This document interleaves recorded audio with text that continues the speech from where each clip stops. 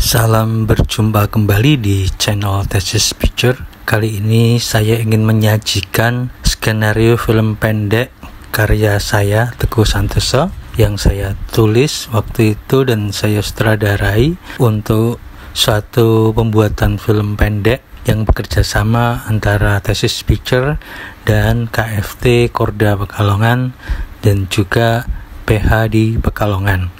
Skenario film pendek ini berjudul Vlog Duda 40 Janda. Skenario ini saya tulis akhir tahun 2020. Inilah skenario film pendek Vlog Duda 40 Janda karya Teguh Santoso. Scene 1. Interior kamar Firman malam. Firman menyalakan handphonenya yang baru dicas dan menyetel kamera selfie di handphonenya, lalu meletakkan di tripod kecil dan memposisikan dirinya yang kaca untuk memulai ngevlog.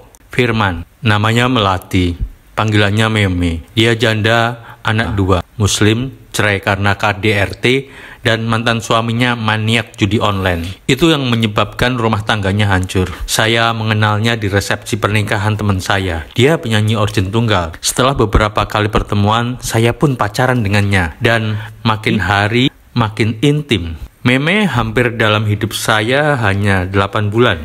Dia pendamping hidup saya yang ke-38.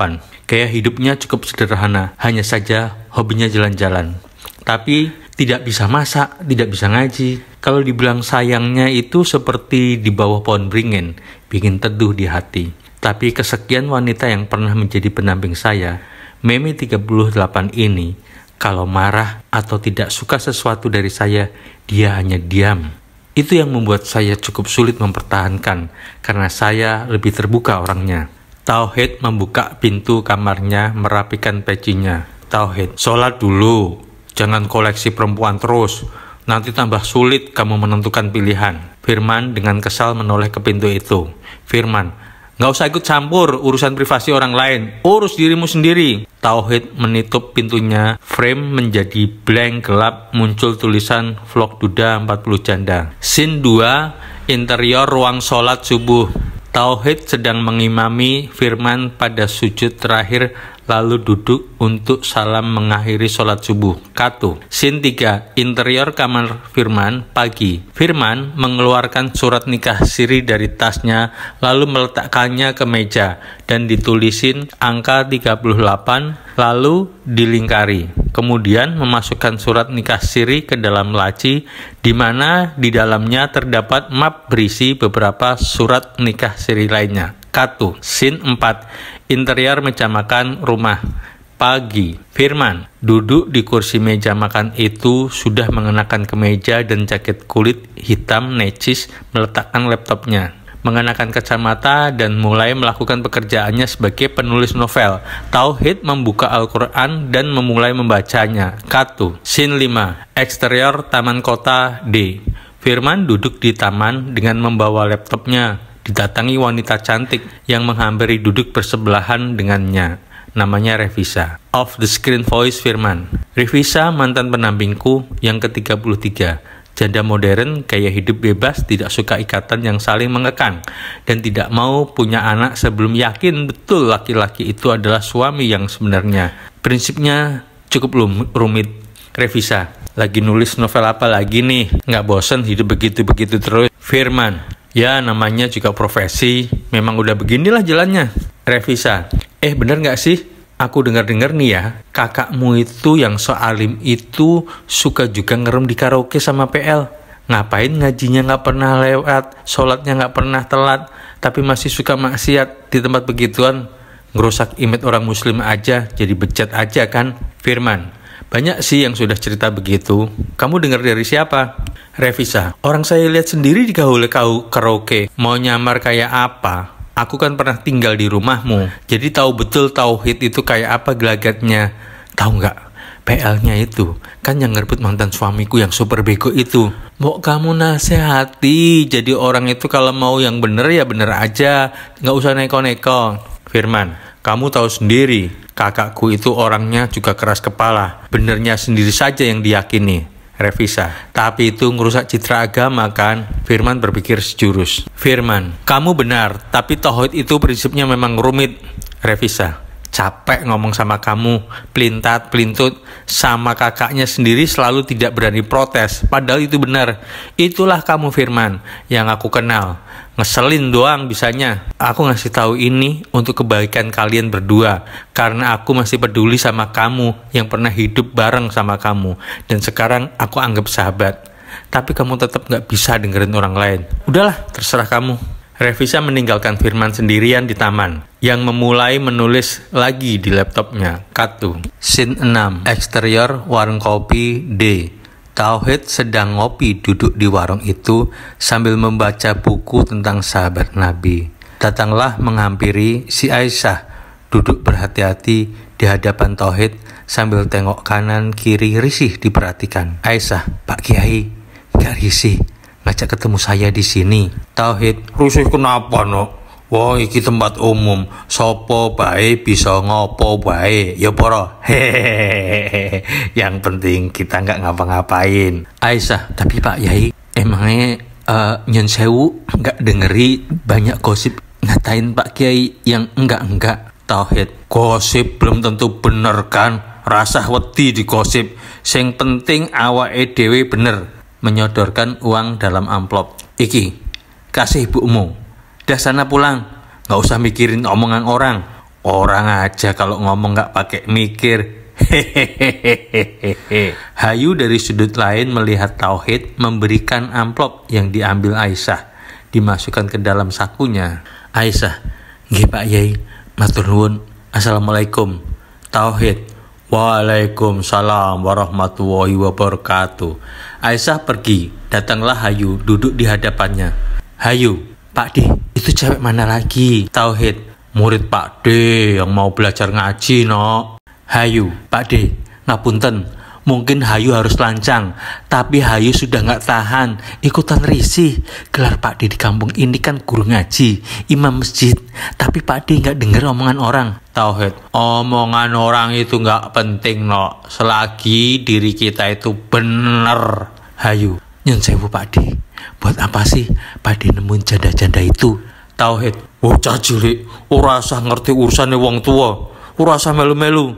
Anak kecil nggak usah ikut urusan orang tua, nggak usah ikut-ikut. Hayu, ngapura nih Pak D, tapi Pak D udah keterlaluan kalau menurut Hayu. Tidak cuma nemuin janda-janda, tapi juga ke tempat pelacuran. Mau apa sih di sana? Ya Allah. Tauhid, rahasia benar tidaknya manusia itu di tangan Allah no. Hayu, tapi Hayu ikut malu kalau Hayu tidak tahu Pak D itu ngapain ke tempat begituan. Apalagi itu Om Firman suka gonta-ganti pacaran sama janda. Bahkan Hayu denger suka ke hotel sama ABG. Astagfirullahaladzim.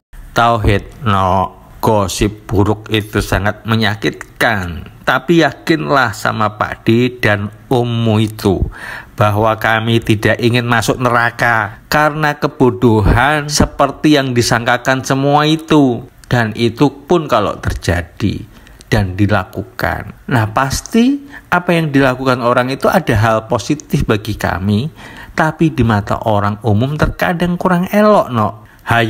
Hayu cuma pengen tahu apa yang sebenarnya Pak D sama Om lakukan supaya Hayu tenang. Assalamualaikum. Hayu bangkit dari tempat duduknya. Tauhid, waalaikumsalam warahmatullahi wabarakatuh. Hayu pergi sambil nangis-nangis. Tauhid pun berkaca-kaca di matanya. Katu. Scene 7. Interior, meja makan, rumah, night. Firman masih mengetik novelnya di depan laptop. Dan Tauhid mengakhiri bacaan Al-Quran. Firman, kamu ngapain ngerem sama PL? Tauhid, gak usah usik privasi orang. Urusan saya, urusannya sama Allah. Firman, jangan nodai apa yang kau citrakan. Kiai kok ngerum dan denger-denger suka kolokalisasi. Mau apa Kiai sana? Tauhid, kamu sendiri kenapa sampai sekarang masih gonta-ganti intim sama janda?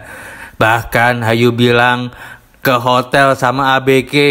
Mau apa kamu di sana? Saya juga cuma bisa mendoakan. Firman, Saya sudah cukup umur untuk tahu kenapa saya harus intim sama janda dan mau apa saya sama ABG ke hotel. Tauhid, asal bukan zina yang kau utamakan. Firman, kamu sendiri sebagai kakak hanya bisa kasih contoh zina di tempat pelacuran. Tauhid, apa yang orang-orang ngomongi saya ngerum itu berarti saya mesum? Apa kalau orang-orang mengatai saya ke pelacuran, apa itu berarti saya ngelonte? Firman, makanya kamu nikah supaya tidak ada fitnah. Tauhid, kamu sendiri kenapa masih lama menduda? Kalau sudah banyak yang mau, tinggal pilih salah satu, mau cari yang seperti apa lagi? Firman, saya jadi duda karena sebelumnya tidak pernah mengenal wanita sama sekali, sehingga saya jadi suami gagal karena saya tidak mengerti bagaimana memahami wanita dan cuma korban ta'aruf. Tauhid, ta'aruf itu tidak salah kalau you tidak terlalu egois sama wanita. Firman, khotbahmu tidak cukup membuktikan kenapa kamu sendiri sampai sekarang tidak menikah-nikah dan sekarang justru menyesatkanmu sama wanita-wanita murahan. Tauhid, donya iki wis gawe kowe bingung mergo kowe orang ngilu nek kaca nek jiwa ragamu terlalu egois, mementingkan dirimu sendiri. Firman, kamu seperti ngomongi diri kamu sendiri. Kenapa nikah bagimu hal yang tersulit dalam hidup? Tauhid, urip ye mung bekali awake dhewe-dhewe. Sing ngerti rusak apike awake dhewe mung awake dhewe. Sing iso mbuang ego iki awake dhewe. Tauhid meninggalkan tempat itu. Firman, "Mbuh, karepmu." Firman mencoba kembali ke hadapan laptopnya untuk menjadi fokus kembali ke dalam tulisannya. Namun sepertinya pikirannya terganggu, lalu kesal menutup laptop itu. Katu, scene 8, interior kamar Firman, night. Firman menyalakan handphonenya yang baru dicas dan menyetel kamera handphone selfie-nya, lalu meletakkan tripod kecil dan memposisikan dirinya yang kaca untuk mulai ngevlog. Firman, saya mengenal banyak janda sejak saya menduda karena saya akui saya gagal menjadi lelaki yang bisa memahami dan mengerti seperti apa wanita itu. Tapi dari sekian wanita yang saya kenal, saya justru bisa menyimpulkan saya sendiri membutuhkan wanita seperti apa. Karena wanita ragamnya macam-macam, meskipun ada kesamaan-kesamaan yang tidak berbeda sama sekali. Dan itu pun baru saya pahami setelah hampir 22 wanita mampir dalam kehidupanku. Seperti mau benernya sendiri, butuh perhatian yang ekstra, ingin diistimewakan dalam segala hal, cemburunya, tanda sayang yang benar. Dan semoga Endina, janda yang ke-39 masih lancar. Beda usia kami cukup jauh 30 tahun. Namun ya, semakin intim dengan saya. Ini benar-benar pendamping hidupku sampai akhir hayatku. Karena aku hampir 99% sudah melakukan keseimbangan yang benar-benar belum pernah saya alami selama ini dengan pendamping hidup manapun. Yang Tauhid membuka pintu kamarnya Firman. Tauhid, ngaji dulu. Ngaji itu membuat pikiran dan hatimu nyaman menentukan pilihan. Firman membalikkan badan. Namun seketika Tauhid menutup kembali pintu kamar itu. Firman hanya menghela nafas. Katu. Scene 9, interior tempat umum D. Tauhid seperti sedang berbicara dengan seseorang yang sepertinya tidak terlihat di depannya. Tauhid, setiap perceraian itu memang tidak haram, tapi menggetarkan singgasana Allah. Hidup ini bagi manusia sepertinya dinikmati, tapi tidak seharusnya. Hanya saja manusia itu tidak tahan dengan kepahitan, selalu tidak tahan. Setidaknya itu pelajaran bagi saya. Saya selalu mendoakan kamu, Zahrotun, supaya bisa rujuk kembali dengan suamimu, hanya demi berdamai dengan diri kalian ataupun dirimu sendiri. Aisyah, anakmu, sampai tidak mengenali, tidak tahu siapa ayahnya, karena kalian hanya nikah seumuran jagung. Ampunilah dirimu untuk bisa mengampuni ego mantan suamimu yang dulu masih tolol. Terdengar dari belakang Tauhid seorang wanita bercadar lengkap, hanya terlihat matanya. Tauhid membuka kopi bawaannya dari termos kesayangannya, sambil menyodorkan amplop berisi uang ke arah Syahrotun di belakangnya yang masih batuk-batuk dan tampak pucat. Syahrotun, insya Allah Kiai. Tauhid, jangan telat periksa, jangan sampai terlambat tahu itu positif. Syahrotun, nggih Kiai, matur nuwun Kiai. Assalamualaikum. Tauhid, waalaikumsalam warahmatullahi wabarakatuh. Syahrotun meninggalkan tempat itu. Katu. Scene 10, eksterior pantai Day. Firman dan Endina siram-siraman air laut, kejar-kejaran hingga jatuh bareng di laut dan terus tertawa bahagia bersama. Endina tertidur puas di pangkuan Firman di antara langit senja memerah yang menelan kelam perlahan. Endina, kenapa kita baru ketemu sekarang ya Mas? Firman, Endina sayang, gak mungkin kan saya nikahin bayi untuk jadi istri. Endina, ledek lagi. Firman, emang begitu kan?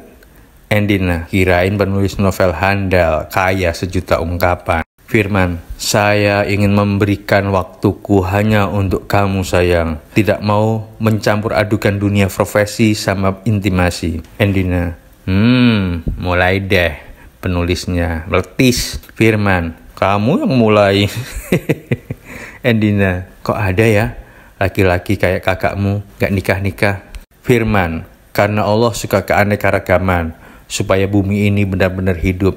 Endina, gue suka kayak lu, dalam banget gitu deh. Emang otak kamu tuh gak pernah gabut ya? Firman, kalau otak gabut gak bakalan ada wanita 20 tahun mikirin om 50 tahunan. Endina, ngenyek meneh, ya wes, rasa dimikirin, opak ganjen. Endina pergi meninggalkan Firman yang segera menyusulnya dengan kejaran bercandaannya. Katu. Scene 11, eksterior hotel mewah Night. Endina memegang belanjaan digandeng Firman berjalan menyeberang menuju hotel mewah dengan penuh sukacita. Katu. Scene 12, interior kamar Tauhid Night. Tauhid mengakhiri ngajinya. Dia melihat jam dan merasakan kenapa jam segini Firman belum pulang. Tauhid keluar dari kamar. Katu. Scene 13, interior sudut rumah Night. Tauhid tidak melihat jaket dan tas Firman di ruangan itu. Tauhid berjalan menuju kamar Firman. Katu. Scene 14, interior kamar Firman Night. Tauhid membuka pintu kamar Firman, memastikan ruangan itu senyap. Tauhid masuk perlahan ke dalam kamar itu dan menuju meja kerja Firman. Dia menyenggol laptop dan nyala tapi tak terkunci. Tauhid tersenggol kunci laci yang jatuh. Kunci laci itu diambilnya dan untuk membuka laci, di dalamnya terdapat map. Diambilnya map itu, dibukanya isinya surat-surat nikah siri dengan tulisan angka yang dilingkari berbagai urutan. Dipelajarilah dengan seksama. Tauhid tersenyum. Tauhid, sudah kuduga anak itu tidak bersinah. Dasar playboy licik, mainannya nikah siri. Tiba-tiba Tauhid mendapat serangan jantung mendadak dan surat nikah itu terpental berserakan di kamar Firman, tercecer di mana-mana. Katu. Scene 15, interior D atau Night. Jenazah Tauhid terbujur di tengah ruangan ditutupi kain jarik. Orang-orang yang di sekitarnya sudah membacakan surat Yasin. Di bagian perempuan sudah hadir Revisa, Melati, Aisyah, Syahrotun, Hayu, dan tak lama kemudian Firman memasuki ruangan itu beriringan dengan Endina. Firman masuk ke kamarnya. Endina bergabung dengan barisan wanita yang sedang membaca Yasin. Scene 16, interior kamar Firman D atau Night. Firman masuk kamar mau mengambil pecinya di cupstock. Namun dalam lirikannya terlihat map berisi surat nikah itu di mejanya berantakan dan laptopnya yang setengah tertutup masih seperti menyala. Firman menghampirinya, memeriksa surat-surat nikah siri itu dan membayangkan mungkin Tauhid membaca itu semua. Lalu penasaran membuka laptop itu. Saat dibuka terdapat tulisan Tauhid seperti waksiat. Saya minta maaf telah merisaukan semua orang di sekitar saya, sekalipun bagian keluarga yang sangat saya cintai sedalam-dalamnya. Naluri saya hanya bisa berdalih saya harus melakukan itu, terutama terhadap Firman, adikku yang paling saya sayangi. Sekalipun saya tidak bisa memanjakan perasaan saya terhadap dirinya, saya berterima kasih sekali bisa nunut urip di rumah adik saya, Firman. Karena selama belajar mengaji, belajar agama, saya tidak pernah belajar mencari uang seperti adik saya. Dan kesadaran itu aku akui bukan keterlambatan, tapi itu semua kehendaknya. Seperti takdir yang diberikan pada saya, hanya bisa numpang hidup di rumah adik saya. Firman adik saya berhasil menjadi penulis novel yang dicukupi sama Allah. Alhamdulillah, Firman bisa beli rumah sendiri dengan keringatnya sendiri. Bahkan memodali saya membuka kedai yang saya kelola untuk hidup saya sendiri, dengan harapan saya segera nikah. Sudah numpang, diberi modal, didorong untuk berkeluarga sendiri, dikasih usaha kedai, semua tercukupi. Semua itu nikmat dari Allah yang tidak tertandingi.